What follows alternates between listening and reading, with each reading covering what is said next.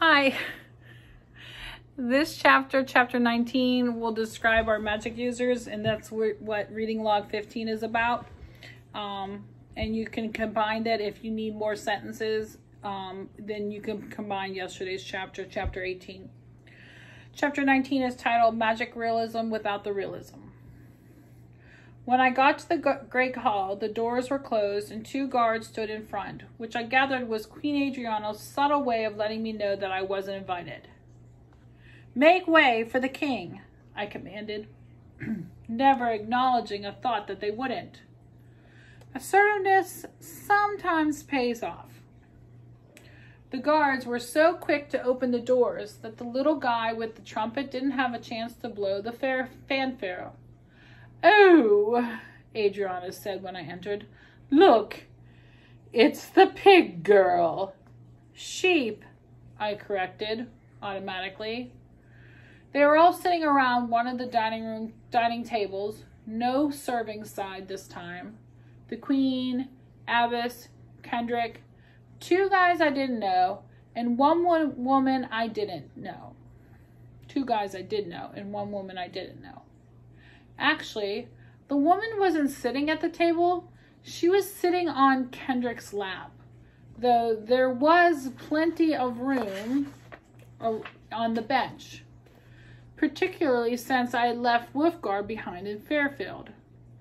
She looked like any teenage boy's fantasy. A Barbie doll figure that defied gravity, a supermodel's face, luxurious black skin, and about 15 pounds worth of cornrowed hair fastened off with tiny golden bells. Her outfit was composed exclusively of leather, lace, and strategically placed metal. Wolfgar had said Oriole was better looking than the other magic users. I was willing to bet my entire college fund that Oriole was better looking than 99% of the world's population. So for Oriole, I kind of imagine like a young Tyra Banks. There was no sign of Sir Deming or Sister Mary Ursula. Apparently the Queen didn't feel she needed advisors. "Please send for the royal advisors," I said to the guards. The Queen was making an irritated face, but for once it wasn't about me. "Close the door. Close the doors, you incompetent fools," she ordered. I turned and saw that although the guards were tugging on the doors weren't moving. "Oh," the Queen sighed. The page put down his trumpet and joined the guards' effort to close the doors. Nothing. Even when all 3 men concentrated on one door and hurled their weight at it, it wouldn't close. "Don't tell me the castle itself is rebelling against me now," I thought. "Abbess, can't you do something?" the Queen said. "I can do lots of things," Abbess protested. The Queen sighed again. "Can't you do something about the door?" The guards moved out of Abbess's way. He pushed. Nothing. He pushed harder. Still nothing. He moved around to the other side and pulled. The doorknobs and the ornate metal plates to which they were attached yanked out of the wood. Abbess handed them to the guards, then returned to our side of the doors and once again pushed. I saw the muscles on his arms bulge, the muscles on his back ripple, the muscles on his thighs expand like they were about to pop. There was a creaking noise of wood protesting. Then the huge wooden oak doors crack, split, and fell in shards, without the hinges having budged. What was going on? "Well, that was quite useful," Kendrick said. Abbess shrugged and returned to the table.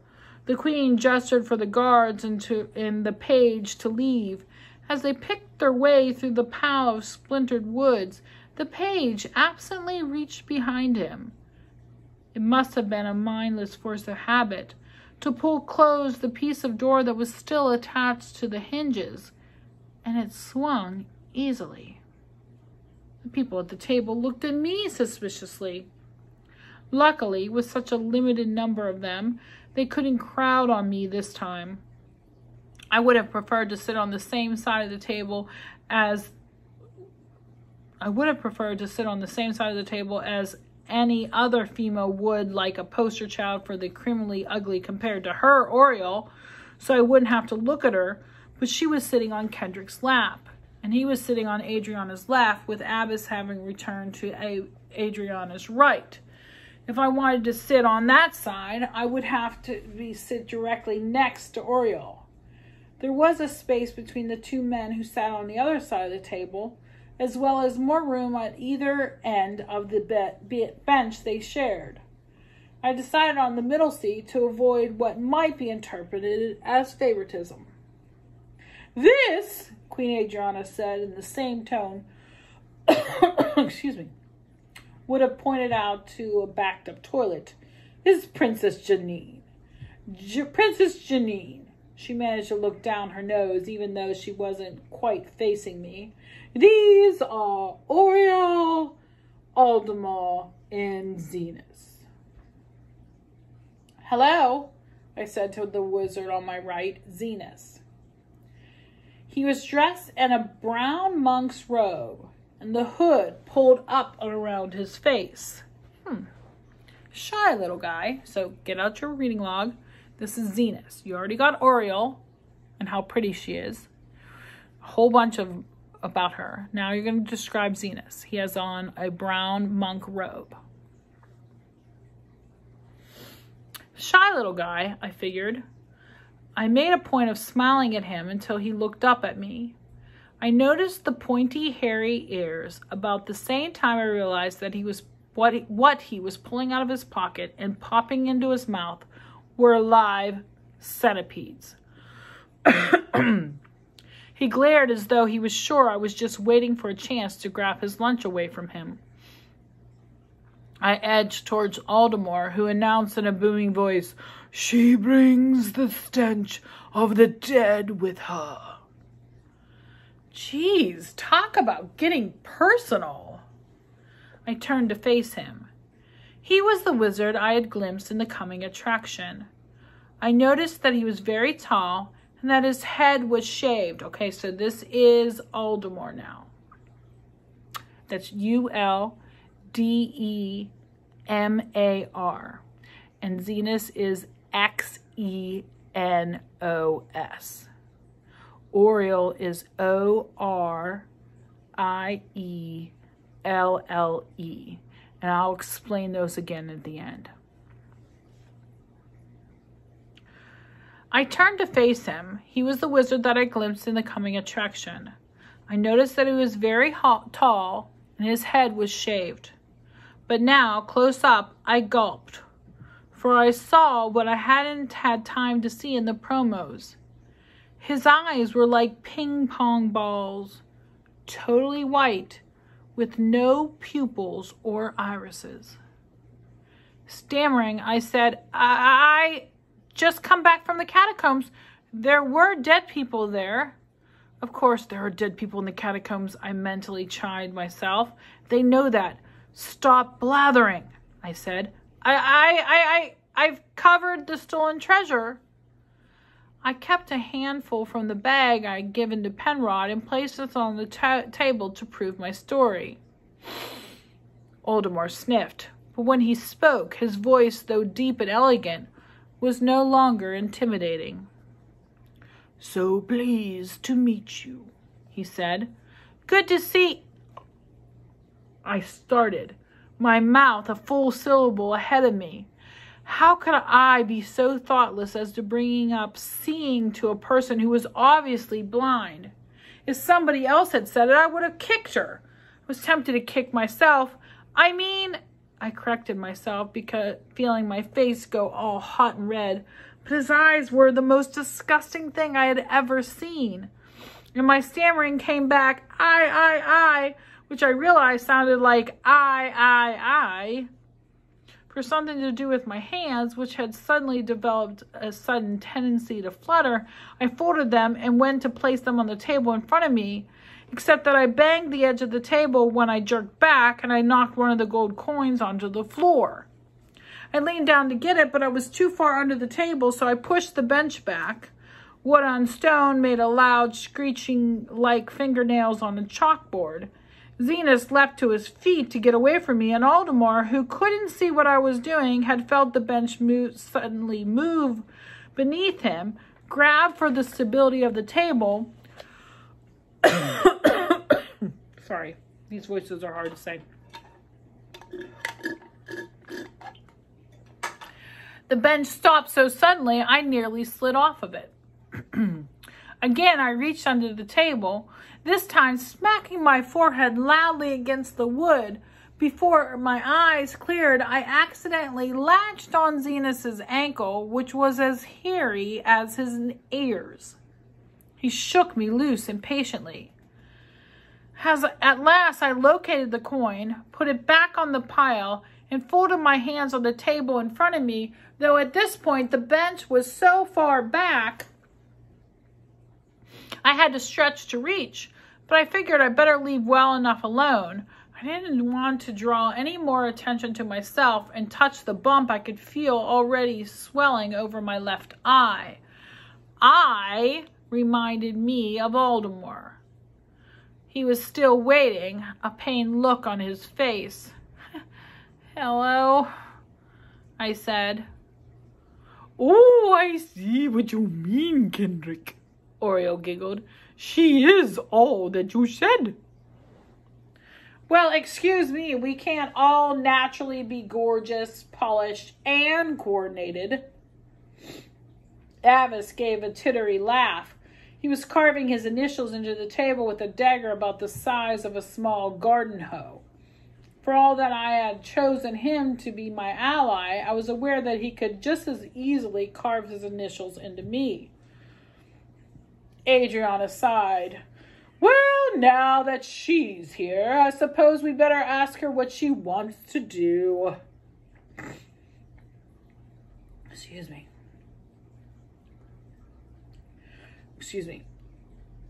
I think I had to sneeze. No.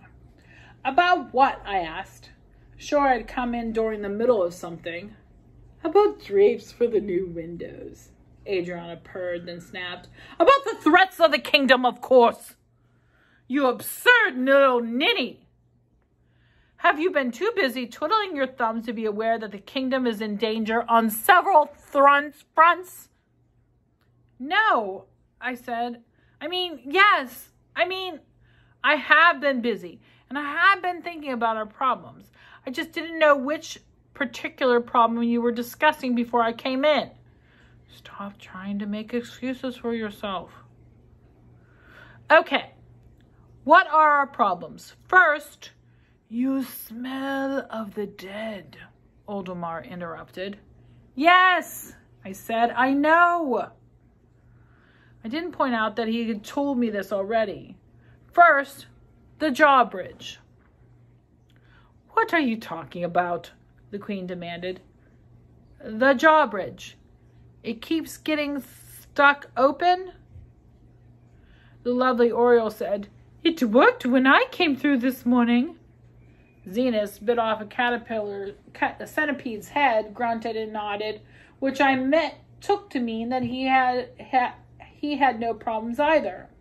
Abbas said, "It worked fine when I let Aldemar in." "It gets stuck," I insisted. "Ask the guards." I sounded pathetic, begging to be believed. "It got stuck when I came in at dawn, and again when I left a little bit later, and just now when I came back. It gets stuck, and then it suddenly works again, just like those doors." "You mean the great hall doors, which worked perfectly well for the rest of us?" Kendrick said. "You saw!" I protested. They couldn't deny seeing it when the broken rubble Abbas had generated still cluttered the way. "You saw that the doors wouldn't close." "I did. I'm just wondering," Kendrick agreed, "why both the drawbridge and the great doors stick for you. And only you, Aldemar said. She carries the dead with her. Enough already with the dead! I yelled at him. All right, I yelled at an old blind guy. I know I stink. I haven't had a chance to bathe yet. Surely you can put up with it while we discuss more urgent matters. Jeez, Aldemar said. I didn't say that you stink. I said that I could smell the dead about you. I paused to work this out. You mean like they must have followed you from the catacombs, Aldemar said. So much for assuming that I was a victim of an overactive imagination. Sister Mary Ursula unfortunately picked that moment to come climbing over the debris of the doors. Ooh, dead people walking around following live people. Have you been performing more of your necromancy, Aldemar?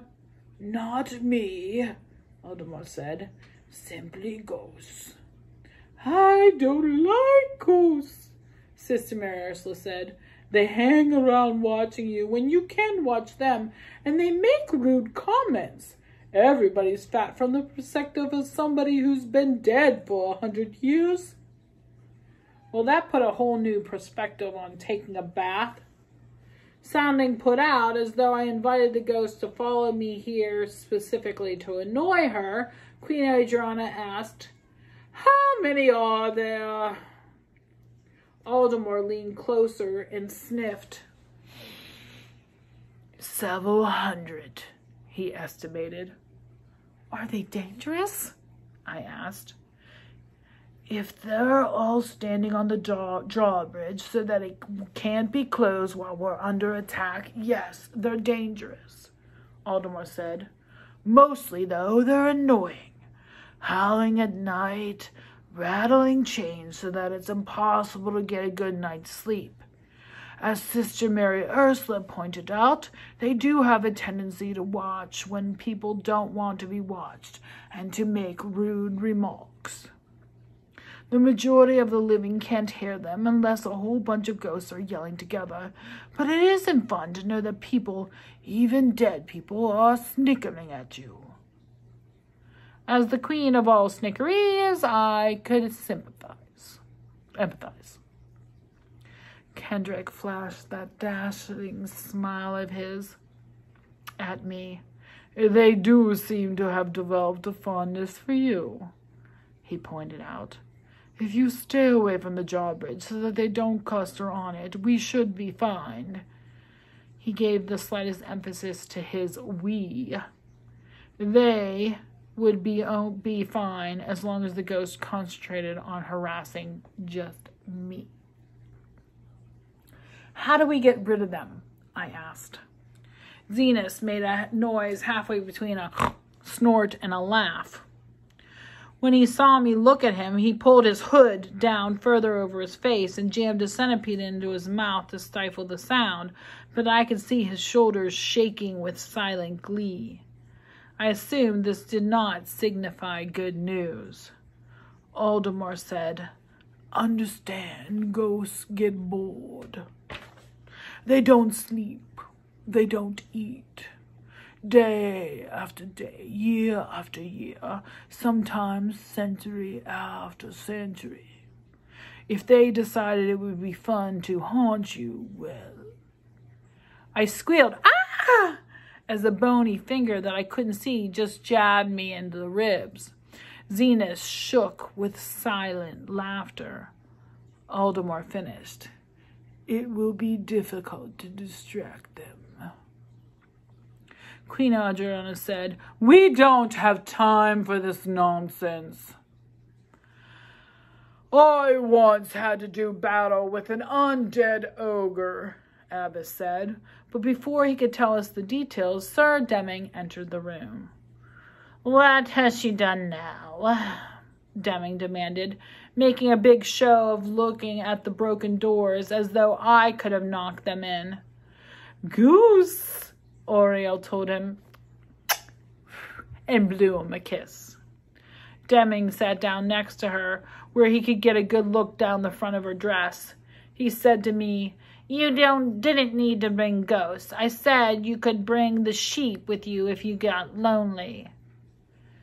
Deming, I thought, would make a very fine ghost. All right, let's get this meeting started. Sister Mary Ursula, why don't you have a seat? Oh, no, she said, shrinking back. I can never sit down next to a wizard or a necromancer or a witch. They are not one with anybody or anything. They are like buttoning your coat and noticing until you get to the bottom that you're one button off, or a hot ember that burns your skin, or a piece of doo-doo that you step in while you're wearing sandals. Zenas pulled back his hood to make kissy lips at her, and she shrank further away. All right, I said, trying to regain control of the meeting. We have to decide what to do about the barbarians. What about the barbarians? Aldemar asked. I killed 3 of them, Abbess said. First, Abbess! Later, I interrupted. To the 3 magic users, I explained.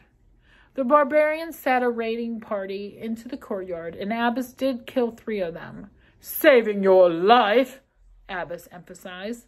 Saving my life, I agreed. Before the last one died, he said that the others had been their king, and that one of the others had been their king, and that the reason they were attacking was because King Cedric had a crown made for their first chieftain, Breck the Slayer. Won the crown, Abbess corrected. You're not very good at telling stories. I ignored his criticism and turned to Zenas. Did you make that crown? Zenas spoke for the first time. His voice was sweet and melodious as the sound you get when you accidentally telephone the fax machine. Yes, he said. The barbarians want that crown back, and I'm told Cedric gave it to the dragon who is ravaging the south. Rather than replying, Zenas popped another centipede in his mouth. We sent messengers to the barbarian camp to let them know that we're willing to return the crown if we could get it, but the barbarians killed the messengers. Adriana turned to Abbess and whispered loudly, Big surprise! I wasn't surprised. If I was a barbarian, I would have killed the messengers too, Abbess said. I think that we are in immediate danger of the entire barbarian camp attacking. I looked at my advisors. Any thoughts? Sister Mary Ursula said, to forgive and to be forgiven are 2 sides of harmony. When it became clear that she was going to say no more, I said, yes, well, anybody else? Deming said, though yesterday's raiding party was small, they did bring an entire armed camp into our lands. Presumably that was in case the small group did not succeed. If they were willing to wage a war to get their crown, I can't believe they'll forgive killing of their king, regardless of how many sides of a coin forgiveness covers. I said, so you're saying to forget retrieving the crown and concentrate on defending this castle? Demi nodded. Still, I said, I had to believe that if Rasmussen included a dragon, I was supposed to have something to do with it. How difficult would it be to track down this dragon, I asked. Aldemar said, I could find him in my scrying glass. The blind guy, I thought? Sure, I told him. Aldemar was wearing a pendant that he took off from around his neck and laid on the table. Now, if you need more sentences, you can use this pendant and his scrying glass as your last couple sentences. It looked like a slice of onyx, flat and about the circumference of a cross-section of a baseball. baseball in a gilded frame. I bent closer. It might have been made of glass, but it was totally black. I could see myself and part of the room reflected in it. Aldemar arranged his hands so that all 10 of his fingers rested on the edge of the scrying glass, which left only the small area open in the middle. As I watched that space, a swirl formed beneath the surface, as though a thick black liquid were being stirred. But the swirling got lighter, as though the invisible stirrer were adding a lighter substance, like someone adding cream to melted licorice. Then more and more cream. Spooky, stop. Then more and more cream. I glanced up at Aldemar and almost squeaked. The exact opposite was happening in his eyes. His eyes were swirled with darkness. A bony finger jabbed me in the side, and I came close to becoming airborne. But it wasn't one of the ghosts this time. It was just Zenas, who was so pleased with himself for startling me that he practically choked up a piece of the centipede. Still, Adriana found fault with me rather than Zenas. If Cedric hadn't been so feverish and delirious when he was dying, she announced to all, he never would have chosen her. Finally, Aldemar's eyes in the scrying glass were reversed. The glass was as smooth as white porcelain, and Aldemar's eyes were totally black, without any definition or detail at all. Unsettling as it was, I couldn't look away. After several long moments, Aldemar closed his eyes, probably for about 5 seconds. When he opened them, they were once again featureless white. The scrying glass had resumed its former blackness. He said, "The dragon is in the southern province, in a cave on the mountain top known as Old Hag." Now, Old Hag Mountain is on your test, so write that down in your notes, please. Adriana said, "How is this little sheep-tending person going to overcome a dragon?" I glanced at my good old ally, Abbess, who could single-handedly overcome wild boars, undead ogres, and princess-kidnapping barbarians. "I don't do dragons," he said. "Of course not. And since it was my game, naturally I would be the one to have to do it." Oriel said, "If you get close enough to the creature, I could give you a potion that would poison it." "Wonderful." Zenas chortled so hard that I expected to see centipedes come flying out of his nose. "She could present the dragon with a doctored ham and cheese sandwich. Here, dragon, why don't you eat this before you eat me? Fast acting is that potion?" "And did you have in mind something that could be absorbed through its skin?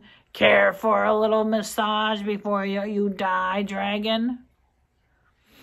Oriel smiled, as though she found his comments amusing, even though they were derisive. Then she gestured with her finger, and Zenas's ear fell off. It sat, hairy and warty, on the table. "Put it back!" he screamed at her. "Put it back now!" "What?" She tapped her delicately shaped ear. "Can't hear you." "Stop fighting," I told both of them. "We need to stick together, or likely we'll all die together." Oriel sulked, but made a dismissive gesture to the hairy air. Zenas snatched it up and slapped it against the side of his head, which stuck immediately, and I figured it was best not to mention that he had put it on upside down. "Aldemar, do you have any ideas on how to overcome the dragon and regain the crown?" "No, I'm mostly a finder," he said. "Yeah," Zenas complained, "and mostly is good at finding dead bodies. That's probably how he found the dragon, by the leftover bits and pieces of those who went before you to kill it." "That's true," Aldemar admitted. I rubbed my hand over my face. I was having trouble concentrating when I was so tired and no one was cooperating. There has to be some way, I said. But I haven't slept or eaten in ages, and I can't think straight. I'm just going to take a nap and... What was all that racket coming from down the hall? Probably the ghost, I thought, already practicing sleep deprivation. But it wasn't. A guard came scrambling over the debris of broken door. Attack! We're under attack! So that's the end of this chapter. For reading log 15, just describe the 3 magic users. Oriole is Orielle. Zenos is spelled Xenos. And Aldemar is spelled Uldmar. Have a safe and healthy weekend once you get these 2 reading logs done and these 4 chapters read.